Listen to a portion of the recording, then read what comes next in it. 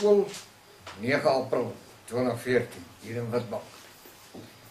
En ons is besig met 'n beskeie ou reeksie oor die familie van sy majesteit. En vanaand is die 3de aflewering. En die subtema of titel vanaand is Ouers vertoon eer of oneer. Die tema, ouers vertoon eer of oneer. Ek kan die skrifte oopmaak in Exodus, die 12de versie. Exodus 20, vers 12. Ek ken hom baie goed. Dis 'n gebod wat jy dikwels hoor. Daar staan geskrywe, eer jou vader en jou moeder, dat jou dae verleng mag word in die land wat sy majesteit, jou Elohim, aan jou gee. Net om 'n bietjie stil te staan by hierdie omgewing. Hierdie is 'n universele beginsel van sy majesteit, en hy bly daarby. En hy sê dit baie mooi, is tweeledig van aard. Die eerste is 'n bevel, nie 'n versoek nie. Hy sê, eer jou vader en moeder, dis 'n bevel. Wanneer die Elohim van die leerskare dit sê, dan soepat hy jou nie daarvoor, en hy maak stelling. Want hoekom? Dit het alles te maak met sy familie. Dit het te maak met die heilige geslag. En dit beteken, dat as hy dit sê, dan verwag hy absolute gehoorsaamheid. Maar, sy majesteit het 'n voordeel, of 'n seëning dan, as jy wou, daaraan gekoppel. Hy sê, as jy dit doen, hoor hoe mooi sê hy, jou dae sal in die land verleng word, wat ek aan jou gee. Luister mooi, jou dae sal verleng word in die land wat ek aan jou gee. Daar sê. Die vraag is spontaan op die lip. Ons is nie meer die besitters van hierdie land nie. En dan moet 'n mens nie die vraag probeer systap nie. Die vraag is, hoekom is dit so? En dan kom ons by hierdie harde antwoord dan. Die kwessie van die gebod is ter sprake, want die vader en die moeder is dan nie geëer in hierdie plek nie, en dit is waarom ons daar binne in hierdie land nie verleng is nie. Dis as ware verkort. Maar waaroor gaan dit? Dit gaan oor die eer van Elohim. Blaai gou vir ons daar na Efesiërs 6 toe. Efesiërs 6, en dan lees ons daar die eerste versie van Efesiërs 6. En Paulus raak aan hierdie saak, want dit het te maak met die familie van sy majesteit. Nou kom ons kyk 'n bietjie mooi na wat sê hierdie gedeelte. Kinders, julle moet julle ouers gehoorsaam wees. En hierdie is ononderhandelbaar, maar hoor mooi sê hy, kinders, julle moet julle ouers gehoorsaam wees. En hy sê dit verder in sy majesteit, want dit is reg. Want dit is reg. Ons moet onthou dat ons persoonlike welstand is op die spel. Onthou wat ek vir u sê, eer jou vader en jou moeder, dat jou dae verleng mag word in die land wat ek aan jou gee. So die land wat hy aan ons gee, het te maak met ons welstand. So as ons dan die gebod oortree, dan beteken dit ons welstand is op die mespunt gebalanseer. Nou goed, kom ons kyk. Sou ons kinders opvoed om nie hieraan gehoorsaam te wees nie, sal hulle ons tot oneer word. Dit is mos logies.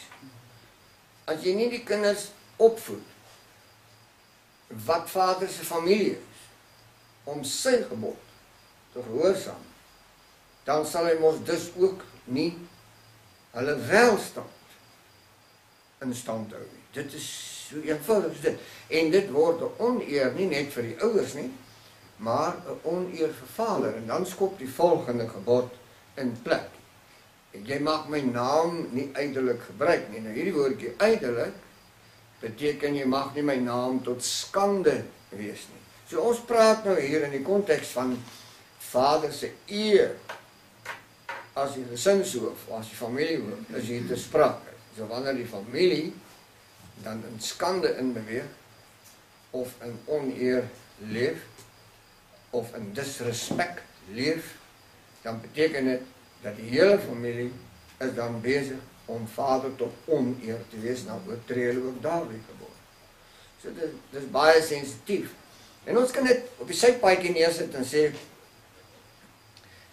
ons is daarby verby en die bloed van die lam is oor ons. Ek het slegte nuus vir jou. Hierdie gaan nie verander nie.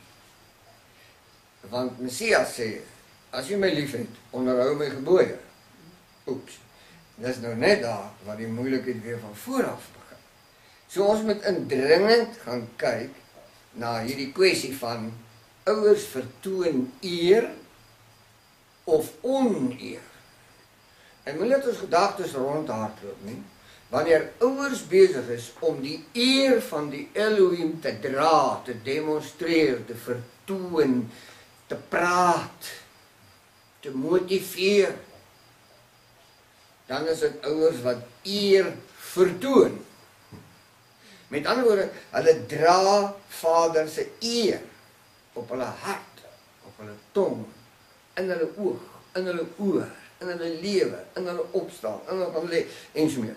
Dit is 'n passieplek hierdie. Maar die ouer kan ook uit die omgewing wegbeweeg. En hy kan Vader tot oneer word. So, hy vertoon dan oneer hoe? Dat hy nie die gebod in stand hou nie. Hy hou nie die gebod in stand ten opsigte van die kinders nie. Want die kinders word nie geleer om te eer nie. So as die ouers in oneer beweeg, is daar nie 'n manier hoe kinders in eervolheid kan beweeg nie. En hierdie is 'n disintegrasie wat geaktiveer word binne in die familieomgewing van die Elohim. So hy gaan van swak na swak, van sleg na sleg, en uiteindelik is dit 'n drulsel so groot is wat jy kan kry. So as ons kinders opvoed om binne hierdie omgewing gehoorsaam te wees en dit met eer en met liefde en met passie te doen, dan beteken dit ons dra eintlik die eer van die Elohim.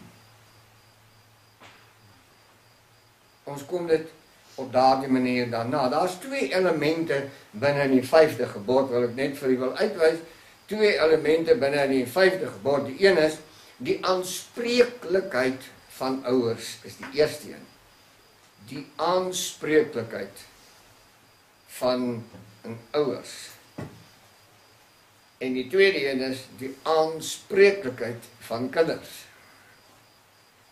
Ons breek hom nou so op, binne in die 5de gebod. Nou ouers, die aanspreeklikheid van ouers is, ouers moet 'n absolute voorbeeld van gehoorsaamheid aan die Elohim te wees. Dit is hulle aanspreeklikheid.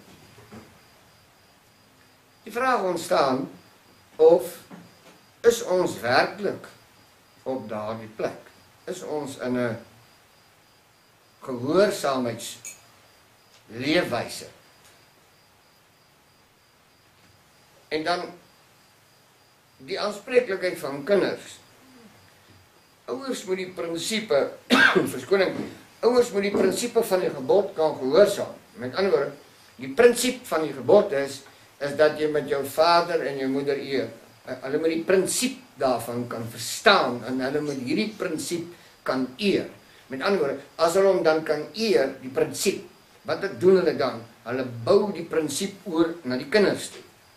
Dan word die kinders word opgevoed binne die prinsipe van die 5de gebod, naamlik eer jou vader en jou moeder. Nou gaan 'n sterk stelling maak vanaand. Die volk is in 'n immorele omgewing, of sy het in 'n immorele omgewing ingeval, as gevolg van die feit dat die ouers nie die prinsip van die 5de gebod liefgehad het, verstaan het en bedien het nie. Dis hoe eenvoudig is dit. Nou, kinders moet dit sien as die gom, as die sement wat die gesin aan mekaar hou. Hierdie gebod is die sement. Want let nou op, as 'n jong man sy pa nie meer eer nie, wat gebeur? Hulle raak los van mekaar. Selfs met 'n meisiekind, as sy nie haar ma of haar pa eer nie, dan val die plek weg. Daar kom 'n kloof. Daar kom ekskommunikasie. En uiteindelik kom daar morele verval. Waaroor daar al baie trane gehuil is in hierdie volk. En alles het sy oorsprong binne in hierdie omgewing waarvan ons praat. Nou, Deuteronomium 11 verduidelik vir ons 'n situasie. Kom ons kyk net vinnig daarna. Deuteronomium 11:18. Hy sê so mooi. Vader is aan die woord. Hy sê, lê dan hierdie woorde van my weg in julle hart en in julle siel. Lê dan hierdie woorde van my weg in julle hart en in julle siel. Hoekom? Daar's 'n rede voor. En bind dit as 'n teken op julle hand en laat dit as 'n voorhoofsband tussen julle oë wees. Maar nou nie 'n nuwe geloof begin as jy dit hoor nie. Tussen die oë beteken dit moet gebonde wees in jou verstand. En die 19de versie, en leer dit aan julle kinders. Leer dit aan julle kinders. Hierdie woorde wat jy moet weglê in jou hart en in jou siel. Jy vat hierdie dinge wat jy daar weggelê het en leer dit aan jou kinders. Leer dit aan jou kinders. Deur daaroor te spreek as jy in jou huis is en as jy op pad is en as jy gaan lê en as jy opstaan. Nou hoor hoe mooi. Met ander woorde, die volle siklus van die aktiwiteite van ouerskap dra die voorbeeld dat hulle spreek oor die woorde wat in hulle weggelê is, in hulle hart en in hulle siel. En die ouers verrys of val by die eerste gebod. Die ouers verrys of val by die eerste gebod. Nou, die eerste gebod is tog nou baie duidelik. Ek is Jahwe jou Elohim wat jou uit die slawehuis uitgelei het. Jy mag geen ander gode voor my aangesig hê nie. U ken die eerste gebod. Dis mos ononderhandelbaar. En hulle kan of verrys met hierdie gebod of verval as hulle die gebod veronagsaam. Nou as hulle dan die eerste gebod misken, op watter manier gaan die kinders dan opgevoed word om 'n eervolle familie van die Elohim te wees? Ons moet studietjies maak, hè? Dit is die naakte werklikheid. En dan kom ons by die volgende een. Val die ouers uitmekaar? Val die gesin uitmekaar? Wanneer die ouers uitmekaar val, ten opsigte van, kom ons praat dan vanaand net oor hierdie twee gebooie. Die eerste gebod en die 5de gebod. As die ouers uitval, uit dit uit, dan beteken dit die gesin val uitmekaar. En 'n gesin en gesinne vorm 'n familie. En families vorm 'n volk. Dit reg? Nou dit is 'n flitslig se gloeilampie. Jy moet mooi gaan kyk na 'n flitslig se gloeilampie. Nou so 'n glasie, maar hier voor op die punt van die glas het hy so 'n druppeltjie aan. So 'n knoppietjie. En daai knoppietjie is nie 'n ongeluk nie. Hy bedoel om so te wees. Nou die reflektortjie is eintlik maar net om die gloeilampie te help om sy lig helder te maak, maar hierdie puntjie maak dat dit 'n dun straaltjie word wat al breër en breër en breër word. Nou dit werk so met die pa en die ma. Hulle is nou hierdie gloeilampie. En dan word 'n bietjie weier en dan is dit die gesin. En dan word 'n bietjie weier, dan is dit die familie. En dan word hy nog weier en dan sit die volk. Dit is hoe dit werk. Maar stel jy nou voor, as hierdie eerstes nie in plek is nie, hoe lyk die res van die omgewing? En ons kan baie storieetjies en baie preekies bou en baie ou goedjies van mekaar sê, maar dit is die essensie en dit is die bedoeling van hierdie hele aksie. Ons materialistiese tydvak waarin ons leef, het vir ons eintlik in die vermoë geplaas om vir ons kinders te gee wat die voorgeslag se kinders nooit eens oor gedroom het nie. Is dit waar? Stel jy nou voor, die man word 16 en dan sê sy pa vir hom, hoorie, kom ek hier saam, wil jou ietsie gaan wys. Dan loop hulle nou hier om, na die motorhuis toe, dan maak hy die motorhuis op, dan sê hy, hierdie Volkswagen Golfie wat hier staan, het ek vir jou gekoop, my seun. 'n mooi gebaar van pa. Weet julle wat het agterweeg gebly? Daardie selfde jongman het nie 'n passieliefde vir die gebod van die Elohim nie. Nie die eerste gebod nie en ook nie die 5de gebod nie. Maar nou sê sy pa vir hom so, maar jy ry hom nêrens heen voordat jy nie 'n lisensie het. Verstaan ons mekaar? Ja, maar. En as die ou top weg is, dan skop hy die Golf op en laai sy pelle en hulle doen 'n ding. Hoor jy dit? Want hoekom? Die prinsip van die 5de gebod is nie 'n liefde nie. Hoor jy dit? En dit affekteer vader se familie. Nou, die ineenstorting van die volk hier buite is 'n bewys van wat ek nou net vir u gesê het. Is so. Dit is vir my onbeskryflik dat die koerant skryf dat hierdie twee kultjies, enetjie is 15 en ander is 14, hulle nou aangerand op pad terug huis toe van 'n nagklub af, 2:30 in die oggend. Nou vra ek vir jou,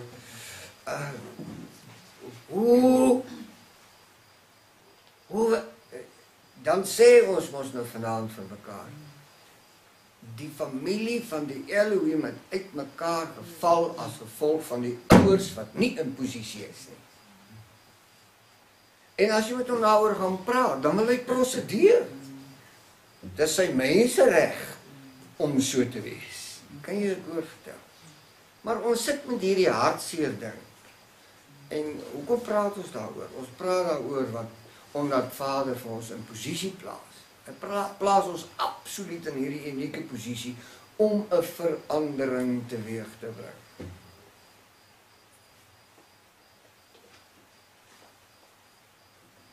Okay. Die belangrikheid van eervolle ouers. Dis die volgende puntjie waaroor ek wil praat. Die belangrikheid van eervolle ouers. Galasiërs 6 verse 7. Galasiërs 6 vers 7. Dis die ou teksversie wat ons vanaand gebruik om so lekker met mekaar se harte te praat oor hierdie geweldige en unieke saak. Galasiërs 6 verse 7. Hy sê moenie dwaal nie. Elohim laat hom nie bespot nie. Nou hoor, daar's twee goedjies wat hier gesê word. Moenie dwaal nie. Die Elohim laat hom nie bespot nie. Nou verduidelik hy hoekom. Hy sê, want net wat die mens saai, dit sal hy maai. Bespot beteken, daar sal niks gebeur nie. Is dat reg? Dis mos wat spot beteken. Maar kyk nou mooi. Kyk nou mooi wat het gebeur. En laat dit nou maar nou so verkeerd wees in jou oor en jou oog, of in jou geheue soos dit wil. Die voorgeslagte het geweet hoe om te kniel. Hulle het geweet hoe om die hoed af te haal. Hulle het geweet om in sagte stilte in te gaan, waar hulle gereken het dat sy majesteit teenwoordig is. En hulle het die kinders geleer. As 'n oukie nie kan stil sit in die kerk nie, ek onthou dit met my eie kinderjare. Dan werskaf jy so hier in die oorbel, daar by die deur uit. En dan klop hy nou daai boutjies nou lekker vuur warm na buite. En dan kom jy terug, dan sit jy op daai harde houtbank en dan gaan die smikke nog so deur jou, maar jy weet nou, dit is nou klaar. Dit is nou reg klaar. En soos ons geleer, en gaandeweg het die ouers al minder opgegaan in die eervolheid ten opsigte van Vader en sy naam. En uiteindelik het die plek ontaard. Die plek het so ontaard, en daar in 'n dorpie, wie se naam ek nou nie wil noem vanaand nie, 'n pastoor is wat besluit het, hy gaan die ding anders doen. Toe verf hy die kerk binnekant pik swart uit, en hy sit vir hom disco-ligte in. Want hy sê, daar moet 'n manier wees om die kinders daarvan terug te kry. Nou, hoe kan jy, as jy so 'n afvalligheid skep, reken dat as jy die kinders daar gekry het, jy hulle nader gaan bring aan die Allerhoogste? Dit is mos 'n malheid. Wanneer jy dit nie doen deur die krag van sy gees nie, gaan dit nie werk nie. Efesiërs 6 vers 4 maak 'n harde uitspraak, en ons moet so 'n bietjie praat oor hierdie enetjie. Daar staan geskrywe, vaders, moenie julle kinders vertoren nie. Dit is nou 'n interessante ding wat ek sê. So ek moet nou die bloetjie net nie kwaad maak nie. Ek moet met hom 'n kompromie aangaan van sê, boet en sis asseblief man, kan ons nie praat oor hierdie gaga goed wat jy doen nie, man, of moet nou nie vir mekaar kwaad wees dan. Dis nie wat hier geskrywe staan nie. Daar staan geskrywe, moenie julle kinders vertoren nie. Dis eintlik nie 'n goeie vertaling. Hy sê, moenie julle kinders onder die toren inbring nie. Right? Maar hierdie teksvers is gebruik in die moderne beskawings, dat jy mag nie die kind vertoren nie, want jy tas sy mensreg aan. En as jy hom so 'n bietjie rondskit, dan draf hy af polisiestasie toe en lê 'n aanklag van aanranding teen sy pa. En so vertel die pa. Loop hy na die landros toe en hy vra vir hom, hy sê, wat kos dit om 'n kind in die nuwe Suid-Afrika 'n ordentlike loesem te gee? Hy sê R500 boete. Hy sê hier's R1000, gee my 'n kwitansie. Dis 'n pa, né? Hy sê, al moet ek my geld betaal, maar hierdie mannetjie sal weet. Hy sal weet. En as hy wel geaanklaar sê, wie hoef nie, ek het klare kwitansie, ek het klaar betaal. Maar goed, moenie jou kinders tot toren bring nie, maar voed hulle op in die tug en in die vermaning van Elohim. Ons kom net nou by 'n baie sensitiewe ding, en ek weet, dit gaan baie van ons 'n bietjie ontstig, maar tot later. Ouers moet die toonbeeld van gehoorsaamheid en liefde tot Elohim wees. En dis nou net hier waar die pyne begin. Ouers moet 'n toonbeeld van gehoorsaamheid en liefde vir Elohim wees. Hulle moet 'n toonbeeld daarvan wees. Want kinders is naapers. Hy doen wat jy doen. Nou sê hulle kleine meisies groot ore. En ons praat sensitiewe goed. En daai klein mannetjie oormore, dan spoeg hom so uit, dan sê jy, hey, ek sê jou bek uit skool man, waar kom jy aan hierdie goed? En dan is hy te bang om te sê, papa, jy het dit eergister gesê. So ons, sonder dat ons nou regtig omgee, is ons eintlik besig om vader se familie, se opkomende familie, in 'n verdorwenheid te laat wegraak. Maar as ons eervolle ouers is, wat gehoorsaamheid en liefde aan die Elohim as 'n hoë prioriteit handhaaf, dan sal ons nie hierdie klas van goed in die kinders oorbou nie. Ons sal 'n bewustheid hê dat hierdie wat kom, is die familie van die Elohim. Ek het geen reg om hulle op 'n ander pad te vat nie. Dis nie my familie nie, dis sy familie, dis die passie. Maar ons is nie daar nie. Ons is sleg uit die bus uitgeval. Kinders is naapers, hulle doen hom. Ek weet mos.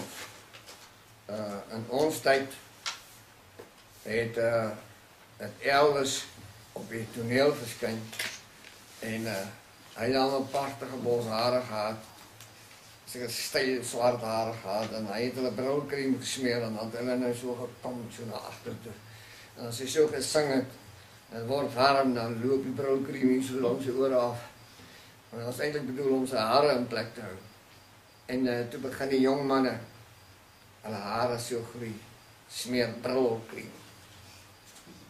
En toe is daar 'n meisiekind wat op die toneel verskyn. Hulle het haar, ek dink hulle het haar Twiggy genoem. So 'n maar gaaltjie.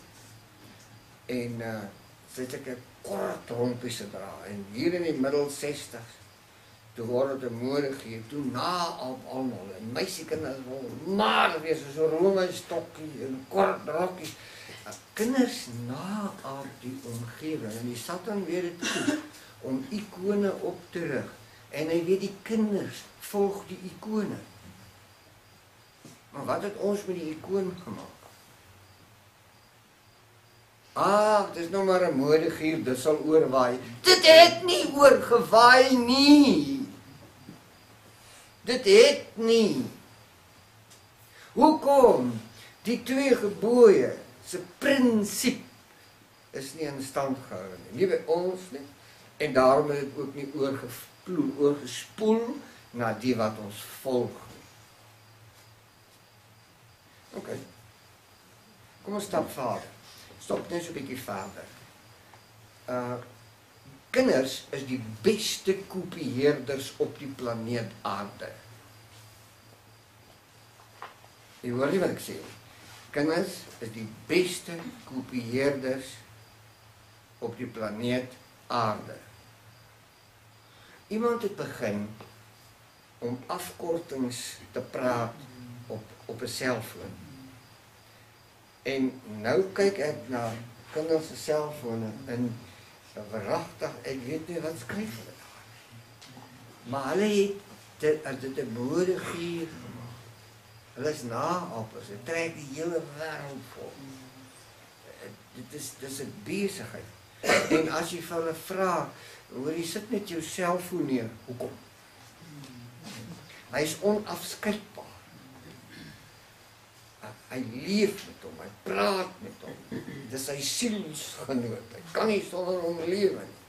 Maar op hierdie selfone is pornografie en allerlei trek wat nou om toe instroom. Maar ek het dan vir my laaite 'n gawe selfoon gekoop. My maat, jy kan nie glo wat hierdie selfoon alles kan doen nie. Dis hoe die paas praat. En die maas. Ons is regtig by 'n plekkie waar die skrifte vir my so duidelik spreek. Hy sê, dit sal vir hierdie geslag, dit sal vir Sodom en Gomorra in die oordeelsdag verdraagliker wees as vir hierdie geslag. So, daar is 'n bietjie moeilikheid wat hier aan die gang is. Genesis 18 vers 19. Vader kies vir Abraham, want hy skitter as 'n voorbeeld vir die nageslag. En dit is nou die punt wat ek vanaand wil maak. Wanneer Vader ons uitroep in die plekke waar ons was, en hy ons seën en ons salf met sy Gees, en ons begelei, en ons verstand raak geopen, om die skrifte te verstaan, dan wil hy hê dat ons moet skitter vir die nageslag. Is dit reg? Daarom kies hy vir Abraham, want Abraham moet skitter vir die nageslag. Kom ons kyk of daar skrif hiervoor is. Genesis 18 vers 19. Dis Vader aan die woord, want ek het hom verkies dat hy aan sy kinders en aan sy huis na hom bevel sou gee dat hulle die weg van Elohim moet hou om geregtigheid en reg te doen, sodat sy majesteit oor Abraham kan bring wat hy oor hom gespreek het. Hoor jy hom? Dat is hy.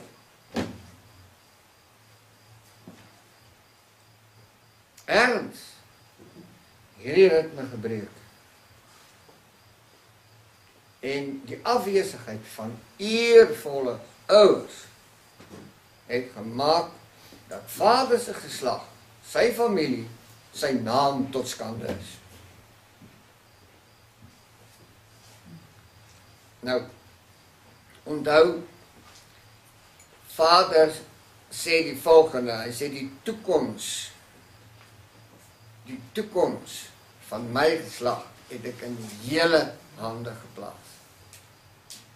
Ek het julle uitdruklik bevel gegee om hulle op te voed in my vrese. Vraag is dit gedoen? Is dit gedoen? Ons sien, die teenstelling hier buite is definitief aan die gang. Nou, hoe om eerbare ouers te wees? Die heel eerste daarvan is, eerbare ouers kan gemeet word aan hulle gehoorsaamheid en hulle kompromieslose liefde vir die Elohim. Dit is waar dit alles begin. En dit is ouers wat verstaan en dat hulle is besig om die familie van die Elohim op te voed. Nie joune nie, syne. So dat is 'n groot verantwoordelikheid wat op hierdie eerbare ouers plaas word. Maar om 'n eerbare ouer te wees, gaan ek vir jou 4 puntjies uitlig en dan moet ons dit maar in ons gemoed antwoord. Hy begin so. Hoe eerbaar is my woord? Hoe eerbaar is my woord? Die tweede enetjie is, hoe eerbaar en volmaak is my oorgawe aan Elohim? Die derde enetjie is, hoe eerbaar is die oordenking van my hart? Hoe eerbaar is dit? Die goed wat ek dink, wat ek nie uitspreek, is dit eerbaar?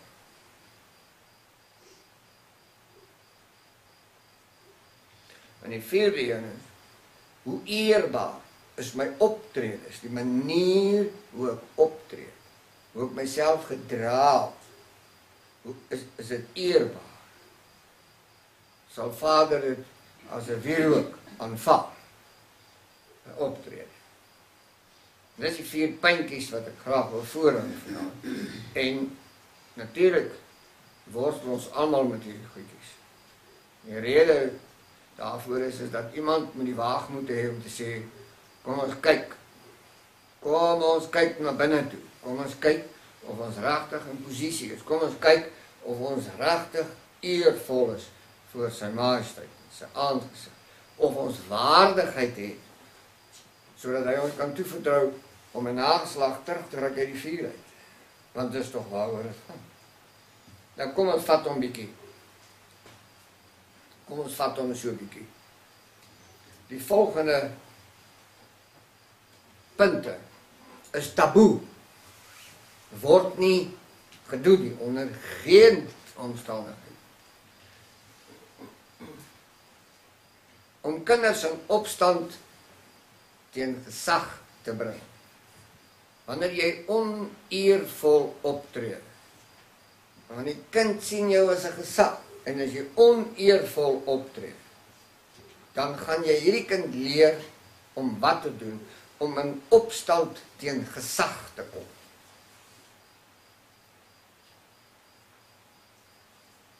Moenie die kinders blameer. Kinders volg voorbeeld. Ons het klaar hieroor gepraat. Die volgende ding is gedurig te blameer. Gedurig die kinders te blameer. Julle is lui, julle is ongehoorsaam, en dis hoekom dit so is, en die en daai. Hoekom is die kinders daar? Hoekom? Hoor nou hierdie ene. Onredelike dissiplines. Onredelike dissiplines maak kinders opstandig teen gesag.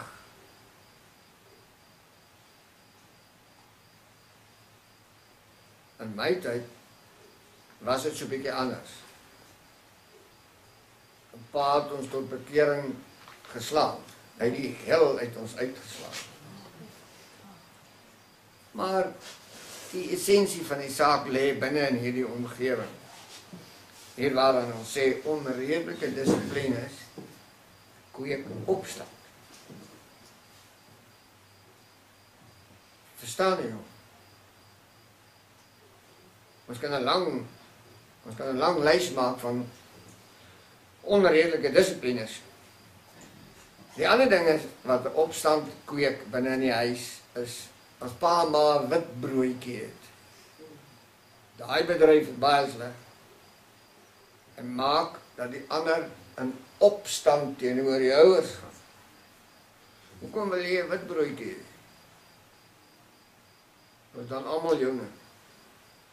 Die verantwoordelikheid wat Vader vir jou gegee het, is presies dieselfde oor almal. Jy hanteer hulle binne hulle persoonlikheid, binne hulle temperamente en gawes en vermoëns, dis waar. Jy moet nie 'n wit broodjie maak.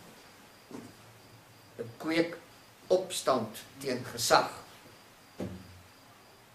Daar's hy. En dan die laaste enetjie, is 'n verskriklike ene. Onvervulde beloftes. Waar sê vir sy laaitie, as jy nou 4 onderskeidings in standaard 8 kry, dan koop ek vir jou 50 cc. Hoe lyk? En dan kry hy 5 onderskeidings, dan sê hy, nee wat, kom ons kyk van volgende jaar. En net daar breek die opstand oop. Net daar. Want dit is 'n onvervulde belofte. Eervolle ouers doen dit nie. Hulle maak nie beloftes wat hulle nie kan vervul. Nooit nie. Want as jy dit doen, dan bring jy die nageslag in opstand teen gesag. En dan gaan dit nie net teenoor jou gesag nie, dit gaan sommer teen die gesag buitekant ook. Die hele wêreld vol is naderhand in opstand as gevolg van hierdie omgewing. Nou, so 'n bietjie rond gewandel, 'n mens onthou maar 'n paar goedjies. Luister wat kinders te sê het. Tieners veral, is baie uitgesproke. En nou wil jy vir my mooi luister vanaand. Hierdie is nie 'n slagstaaf. Hierdie is net beriggewing. En as ek dit op die oor neersit, dan moet jy verstaan dat almal van ons, sonder uitsondering, is aan die brandpunt van die vergrootglas. Sonder uitsondering. Kinders sê die volgende goed. En dit is skokkend. En ek gee hom vanaand vir die deur. Hulle sê, groot mense, maak beloftes en breek dit net so maklik.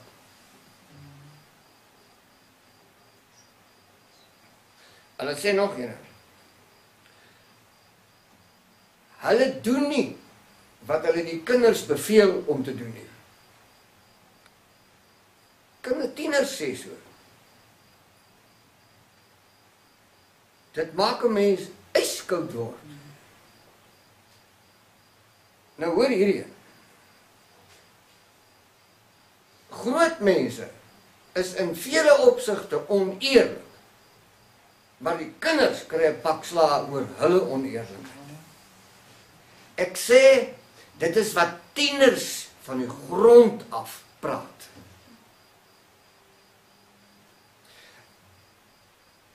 Kom ons gaan aan. Groot mense luister nie in die hart van die kind in nie. Nooit. Luister nie wat hy te sê het. Luister nie met aandag as daar vrae gevra word. As daar 'n moeilike vraag gevra word, dan sê hulle, "Hey, look, gespeel. Moenie in groot mense geselskap sit nie." Nou wat doen hierdie dogter of hierdie seun? Hy gaan met die vraag na buite toe. Maar wat sit in sy hart? Hy's opstandig. Want pa, ma, luister nie na my. Hoor nou hierdie. Groot mense maak foute, maar hulle ontken dat dit fout is. Hulle ontken dat dit 'n fout is. Ek probeer vanaand sê, en dit is tieners wat dit sê. Tieners, die moeilike tieners, is hier aan die woord. Iewers het kommunikasie gesneuwel. Want hoekom vra kinders dit? Hoekom maak kinders dit bekend? Hoekom kom sê hulle hierdie dinge? Ons het te doen met die familie van die Elohim. Kyk hoe lyk die plek. Hoor wat doen hulle nou? Ouers val kinders maklik in die rede en sal hulle dalk sommer hardhandig hanteer. Maar kinders mag nie ouers in die rede val.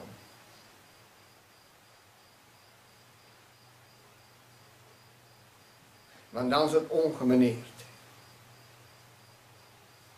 Maar ouers wat kinders moet opvoed, hulle kan die kinders sommer so dwars in die rede val. Waar kom dit vandaan? Is dit die posisie van eervolle ouers? Is dit ouers wat aansien geniet ten opsigte van liefde en gehoorsaamheid in die oog van die Elohim? Maar hier kom nog. We verstaan nie die behoefte van kinders nie, van tieners nie. Verstaan nie die behoefte nie. Of hulle het nie tyd nie, of hulle dink dit is sommer net tienerprobleme.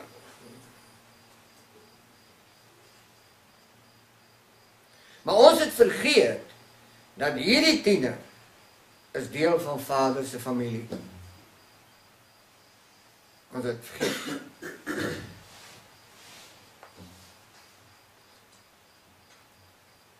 Hulle sê, groot mense dreig baie maklik, maar begelei swak. Toe dink ek 'n bietjie daaroor. Toe sê ek, oeps, dis al wat ons met tieners doen, ons dreig die hel uit hulle uit. Is dit nie waar nie?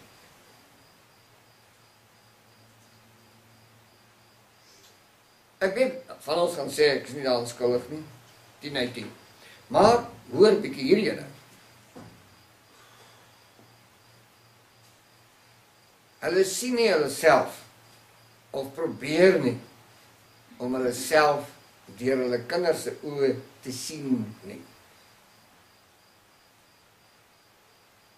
Want ons gee hulle nie die geleentheid om met ons te praat nie. Ons het nie 'n aangesig tot aangesig en 'n hart tot hart gesprek nie. Gevolglik kan jy nie agterkom hoe sien jou kinders jou nie. Ek wil dit weer sê vanaand. Goedjies wat ek nie meer gepen het, is tieners wat dit sê. Tieners. Nie groot mense. Hierdie ouens wat pad soek. Hulle sê. Nou. Hulle sê, groot mense verstaan nie, dat ons ook verbitterd kan raak nie. En dit vir my geskit. Want hoekom moet 'n kind verbitterd raak? Sê vir my, hoekom moet 'n tienertjie verbitterd raak? Hoekom? Wat het met sy omgewing gebeur en wat het in sy hart gebeur? Wat het in sy sielskamer gebeur dat so 'n jong mens in 'n verbitterdheid oorgaan? Maar as hy in die omgewing is van eervolle ouers, sou hy mos nooit in so 'n posisie geland het nie.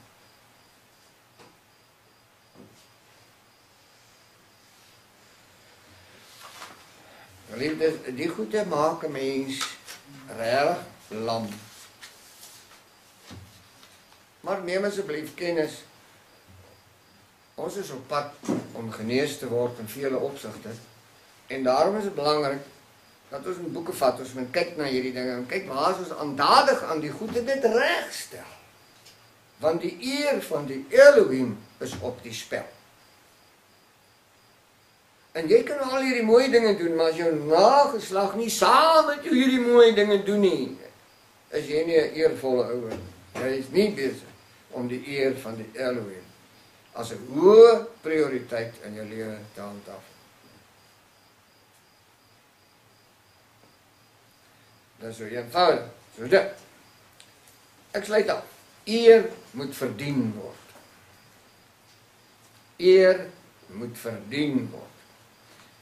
Die posisie wat iemand beklee, maak nie 'n persoon noodwendig eerbaar nie. Die posisie waaronder hy is, maak hom nie eerbaar nie. Soos in glad. Dikwels word 'n senior posisie verwar met eer. Dis nie. Eer word verdien. Hoor die ene. Daar word van ons verwag om 'n senior in posisie te eer. Maar is die persoon in posisie eerwaardig?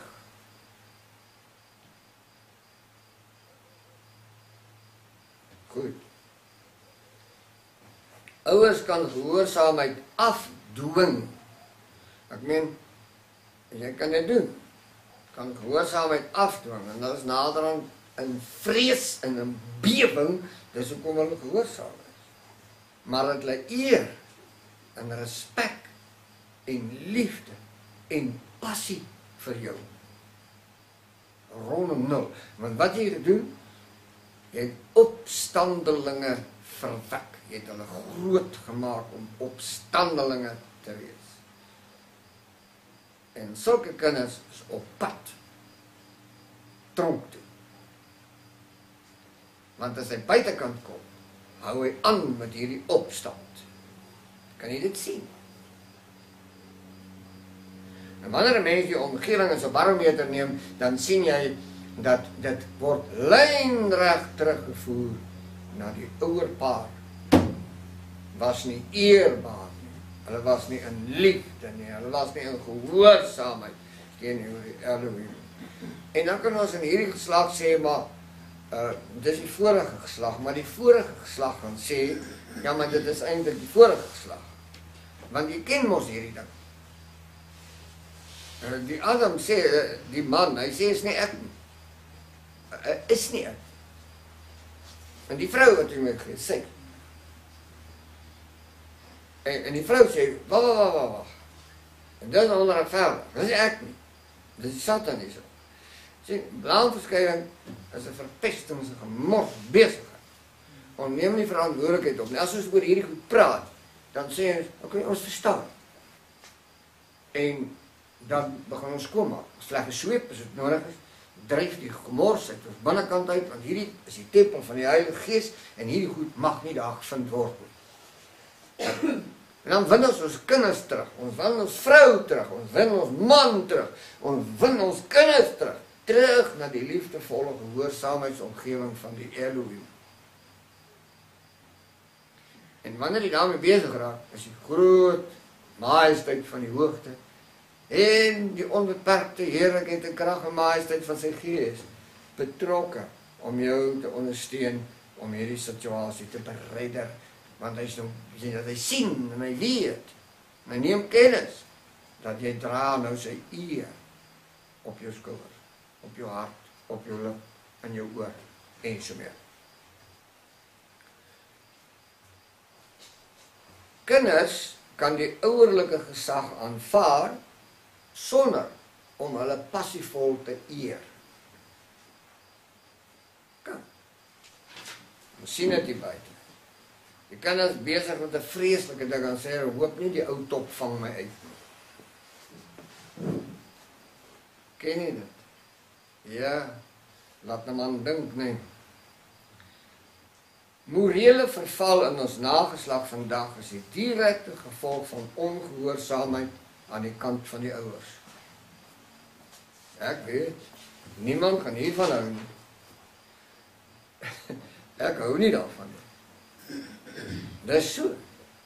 Ek lees hom weer, die stelling wat ek maak. Ek sê, die morele verval van die nageslag is die direkte gevolg van die ongehoorsaamheid van ouers. Hulle het nie die verantwoordelikheid opgeneem om vader se nageslag te koester voor sy aangesig. Sê eenvoudig is dit. Verval van die gemeenskap begin primêr by die ouers.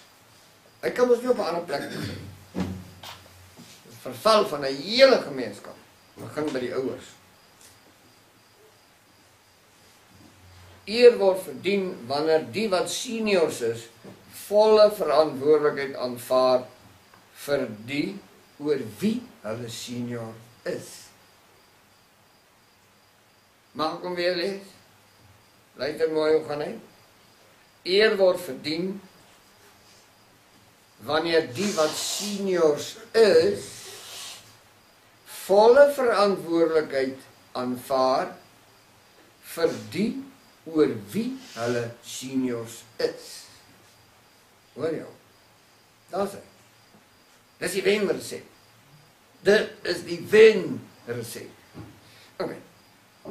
Die grootste probleem vandag is dat die wat senior in die gesin is, nie verantwoordelikheid vir die siele aanvaar wat aan hulle toevertrou is nie.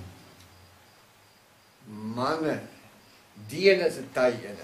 Jou kindertjies wat gebore word, nie die kindertjies wat tieners word en wat opgroei.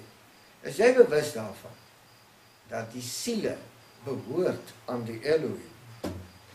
Wat het jy met hulle gemaak?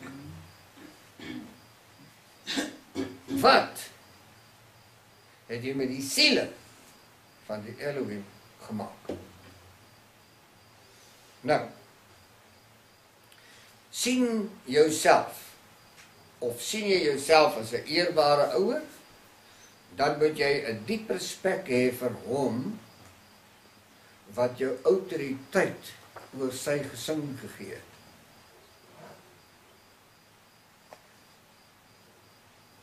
Dis die dingetjie wat ons saamvat huis toe. Sien jy jouself as 'n eerbare ouer, dan moet jy diep respek hê vir hom wat jou autoriteit oor sy gesin gegee het. As ons dit nie verstaan nie, as dit nie 'n regstelling in ons lewe bring nie, en as dit nie 'n keuse bring waar ons vir mekaar sê, stop hier so. Ek verstaan. Die plek waar dit moet begin is by my. Is ek 'n eerbare ouer? Weet ek is eerbaar voor sy majesteit? Weet ek dat die siele wat aan hom behoort, wat my gesin is ook sy gesin in die eerste plek. En dat ek liefdevolle verantwoordelikheid aanvaar vir die siele van die Elohim. En dat ek smeek en bid dat ek nooit die siele in 'n versoeking sal lei deur 'n oneervolle ouerskap.